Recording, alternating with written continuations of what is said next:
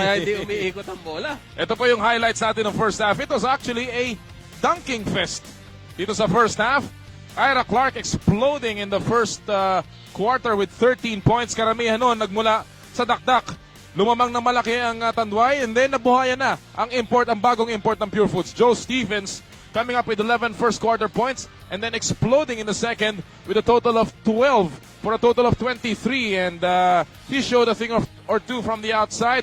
And then of course, hindi lamang naman si Ira Clark ang dumudumina ng dakdak. Si Richard G nagpakita rin, kasama na rin si Joe Stevens with a slam dunk. So it's been a dunk fest here in the first half.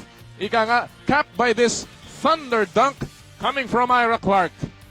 And what a big first quarter and big first half for the Tanduay team in terms of offense. 19 for Clark, 11 si Hatfield, 11 si Carriazo, hindi pa sumasali si Meng Jan. Ito rin ang istorya dito, no? Kasamang Noli. Nakita natin si Stevens scoring big, pero wala siya masyadong local support. Castillo with only 6, G4, at saka si Pumaren 3. Pero tignan mo naman yung scoring ng Tanduay. Mas balanse, no? Si Clark may 19, itong Hatfield Carriazo, 11 pareho, tapos si Eric Neck may 7 pa. So talagang mas madali ang buhay para dito sa Tanduay. Wala pa dyan, Yeng, si Patrimonio na wala pa pong puntos sa kasalukuyan. 0 out of 5 dito sa first half. And obviously, a lot of problems para sa Pure Foods that they have to solve if they want to snap their losing streak.